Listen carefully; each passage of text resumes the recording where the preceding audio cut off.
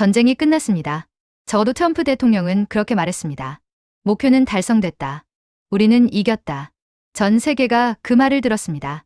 그런데 이상합니다. 전쟁이 끝났다는 소식을 들었는데 왜 시장은 요동쳤을까요? 왜 산이륙들은 긴장을 늦추지 않았을까요? 왜 중동 전문가들은 하나같이 아직 끝난 게 아니다라고 말했을까요? 평화선언이 이렇게 불안한 건 처음이 아닌가요? 생각해 보십시오. 전쟁이 진짜로 끝나면 사람들은 안도합니다. 시장은 오릅니다. 뉴스는 잠잠해집니다. 그런데 지금은 정반대입니다. 뉴스는 더 시끄러워졌고 전문가들은 더 많은 분석을 쏟아내고 있습니다. 원유 가격은 출렁이고 각국 정부는 조용히 회의를 소집하고 있습니다. 이게 진짜 종전의 풍경일까요? 오늘 저는 여러분께 이 질문을 던지고 싶습니다. 트럼프가 말한 승리 선언, 그게 정말 끝을 의미하는 걸까요? 아니면 더 큰 무언가의 시작을 알리는 신호탄일까요? 오늘 이 영상은 단순한 전쟁 소식이 아닙니다. 지금 이 사건이 우리 일상, 우리 지갑, 그리고 우리 노후와 어떻게 연결되는지를 함께 살펴보는 시간입니다. 어렵지 않게 하지만 깊이 있게 설명해드리겠습니다. 구독, 좋아요, 알림 설정은 저에게 큰 힘이 됩니다. 끝까지 함께 해주시면 정말 감사하겠습니다. 자, 그럼 시작해보겠습니다. 먼저 이번 사태의 배경부터 짚어봐야 합니다. 지난 수년간 미국과 이란의 관계는 살얼음판 위를 걸어왔습니다. 핵협상은 번번이 무너졌고 이란은 핵 개발에 속도를 냈습니다. 미국은 제재를 강화했고 이란은 중동 곳곳에서 영향력을 확대해왔습니다. 그러던 어느 날 트럼프 대통령이 결단을 내렸습니다. 군사 작전을 승인했습니다. 이란의 핵시설을 포함한 주요 군사 인프라에 대한 타격이 이루어졌습니다. 미국은 이를 선제적 강화 조치라고 불렀고 이란은 명백한 침략 행위라고 반발했습니다. 그리고 며칠 후 트럼프는 연설대에 섰습니다. 우리는 이겼다. 단내 글자였지만 그 파장은 어마어마했습니다. 하지만 여기서 중요한 사실이 하나 있습니다. 그 연설 안에는 승리 선언만 있었던 게 아닙니다. 동시에 이런 말이 나왔습니다. 앞으로 23주 안에 더 강력한 대응이 있을 것이다. 승리를 선언하면서 동시에 더 강한 공격을 예고했습니다. 이게 말이 됩니까? 진짜 전쟁이 끝났다면 왜 다음 공격을 예고할까요? 진짜 이겼다면 왜 상대를 더 압박할까요? 이 모순 속에 이번 사태의 핵심이 숨어 있습니다. 그리고 그 핵심을 이해하면 앞으로 세계가 어떻게 돌아갈지 조금 더 선명하게 보이기 시작합니다. 이 사태를 입체적으로 분석해드리겠습니다. 군사적 의미, 정치적 계산, 협상 전략, 에너지 위기, 동맹의 균열, 그리고 우리 경제에 미치는 영향까지 하나씩 차근차근 풀어드리겠습니다. 처음부터 끝까지 보시면 뉴스에서 알려주지 않는 진짜 이야기가 보일 겁니다. 이건 역사상 가장 빠르고 가장 압도적인 군사적 성공입니다. 트럼프 대통령의 목소리는 확신에 차 있었습니다. 하지만 저는 이 말을 들으면서 한 가지 오래된 격언이 떠올랐습니다. 전쟁에서 가장 먼저 죽는 건 진실이다. 이 말은 고대 그리스 시대부터 전해 내려오는 말입니다. 전쟁이 벌어지면 각자 자신에게 유리한 이야기를 합니다. 승리를 과장하고 손실을 줄여 말합니다. 그건 어느 나라나 마찬가지입니다. 그렇다면 이번 작전, 진짜로 역사상 가장 빠른 승리였을까요? 먼저 팩트부터 살펴보겠습니다. 미국이 타격했다고 밝힌 목표물은 크게 세 가지입니다. 첫째, 이란의 핵시설. 둘째, 방공망과 레이더 기지. 셋째, 군 지휘통신 체계. 미국은 이 세 가지를 심각하게 무력화시켰다고 발표했습니다. 그런데 독립적인 군사 전문가들의 평가는 조금 다릅니다. 핵시설의 경우 지하 깊숙이 구축된 시설들은 재래식폭탄으로는 완전히 파괴하기 어렵다는 분석이 나옵니다. 방공망은 타격을 입었지만 이란이 수십 년에 걸쳐 분산 대체해온 예비 시스템까지 모두 무력화됐는지는 불분명합니다. 지휘통신 체계 역시 이란이 사전에 예상하고 분산시켰을 가능성이 크다는 의견이 있습니다. 이건 미국의 작전이 실패했다는 이야기가 아닙니다. 다만 완벽한 승리와 의미 있는 타격 사이에는 꽤 큰 차이가 있다는 겁니다. 그렇다면 왜 트럼프는 이 시점에서 이토록 강한 승리 선언을 했을까요? 여기서부터가 진짜 이야기입니다. 정치를 오래 보신 분들은 아실 겁니다. 지도자의 말은 항상 말 그대로가 아닙니다. 특히 대국민 연설은 더욱 그렇습니다. 거기엔 반드시 정치적 목적이 담겨 있습니다. 즉 미국 정치 상황을 보면 트럼프 대통령은 국내외적으로 여러 압박을 받고 있습니다. 경제 지표는 엇갈리고 지지율은 출렁이고 있습니다. 이런 상황에서 대통령이 가장 원하는 것, 그건 바로 강인한 지도자 이미지입니다. 역사적으로 많은 지도자들이 그랬습니다.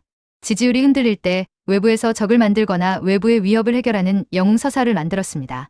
나는 전쟁을 시작한 대통령이 아니라 전쟁을 끝낸 대통령이다. 이 한 문장은 정치적으로 엄청난 힘을 가집니다. 하지만 반어덕으로 생각해 보십시오. 전쟁을 끝낸 대통령이 되려면 먼저 전쟁이 있어야 합니다.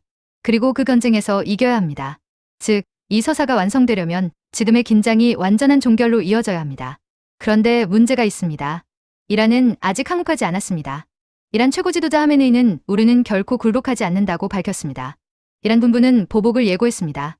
이란을 지원하는 무장 세력들, 레바논의 헤즈볼라, 예멘의 후티 반군, 이라크의 친이란 민병대들은 여전히 활동 중입니다. 군사적으로 타격은 줬지만 전쟁이 끝났다고 선언하기에는 상대가 너무 버티고 있습니다. 바로 이 지점이 핵심입니다. 트럼프의 승리 선언은 사실의 선언이 아니라 목표의 선언일 수 있습니다.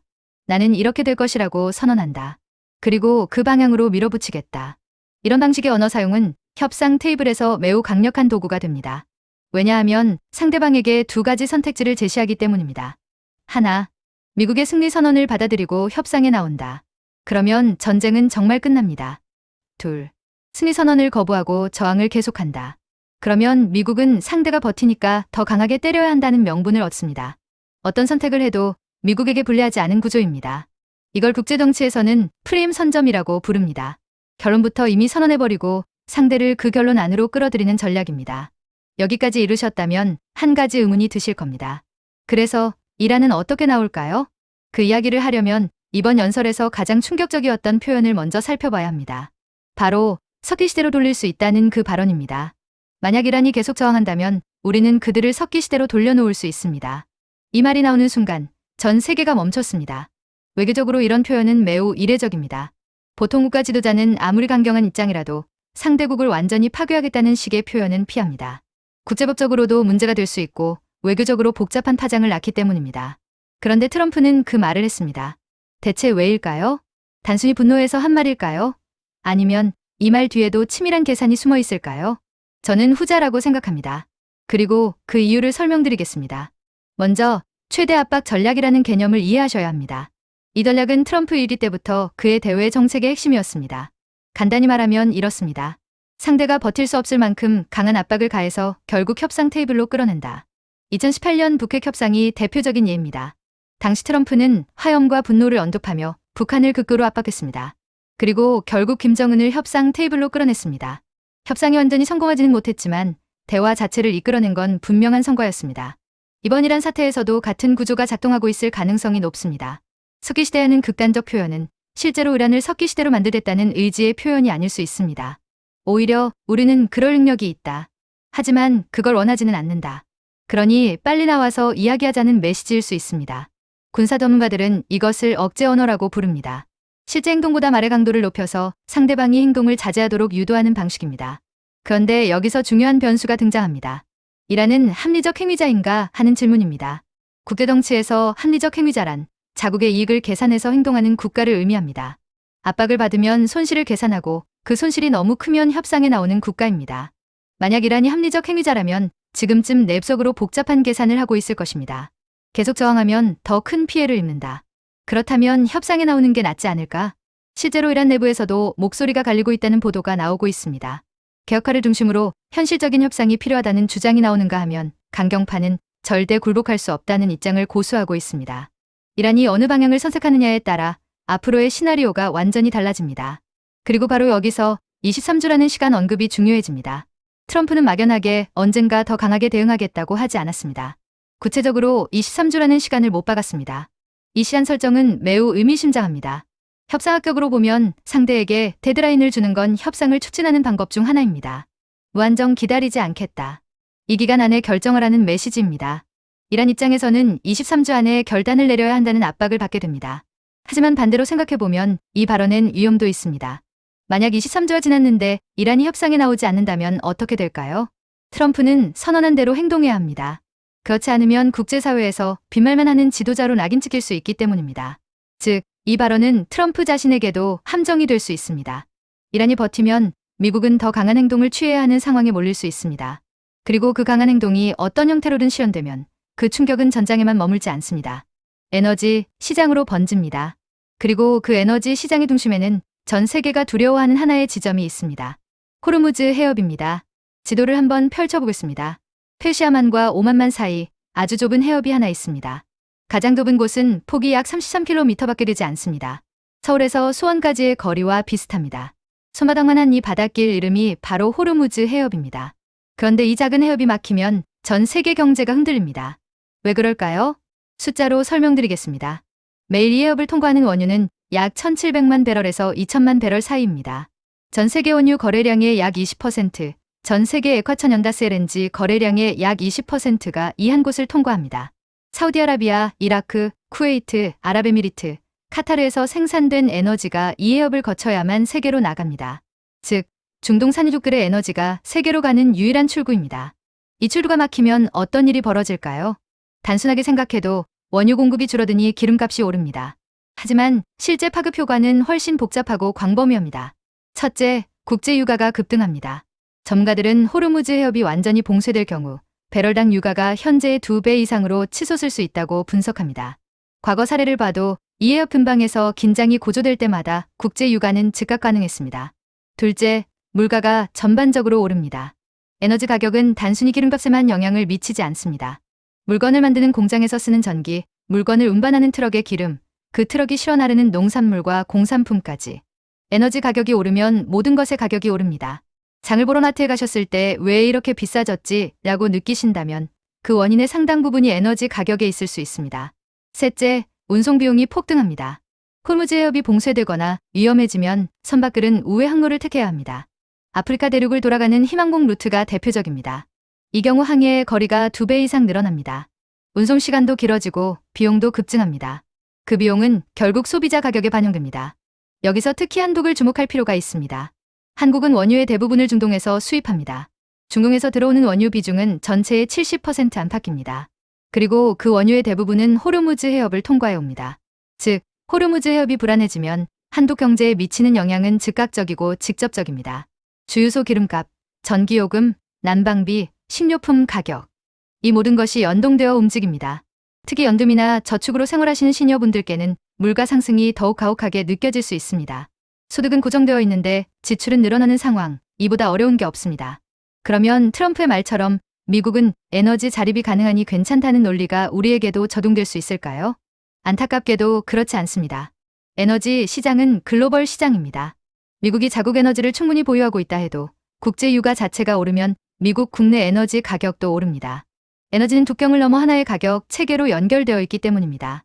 더 중요한 건 한국을 비롯한 중동 의존도가 높은 나라들에게 이 문제는 생존과 직결된 사안이라는 점입니다. 그런데 여기서 또 하나의 불안한 현실이 드러납니다. 이 문제를 해결해야 할 동맹 관계, 그 구조가 흔들리고 있다는 신호가 나오고 있습니다. 트럼프의 연설에서 동맹국을 향해 던진 한마디가 있었습니다. 필요한 나라는 스스로 해결하라. 이 한 문장이 지금까지와는 다른 세계를 예고하고 있습니다. 70년 동맹의 균열이 시작됐습니까? 당신들의 에너지 문제는 당신들이 해결해야 합니다. 이 말이 나왔을 때 많은 전문가들이 고개를 들었습니다. 단순한 경제 발언처럼 들릴 수도 있습니다. 하지만 이 말 속에는 전후 70년 이상 유지되어 온 국제 질서에 대한 근본적인 도전이 담겨 있습니다. 어떤 의미인지 차근차근 설명드리겠습니다. 2차 세계대전 이후 미국은 세계의 경찰 역할을 자처했습니다. 특히 에너지의 생명선인 중동의 안정은 미국이 군사력을 바탕으로 보장해왔습니다. 미국 해군은 페르시아만의 상시 주둔했고 이 존재 자체가 중동의 안정을 지키는 역할을 했습니다. 그 혜택을 누린 나라들은 미국만이 아닙니다. 일본, 한국, 유럽 국가들 모두 미국의 이 역할 덕분에 안정적으로 중동산 에너지를 공급받을 수 있었습니다. 이걸 국제정치에서는 공공재라고 부릅니다.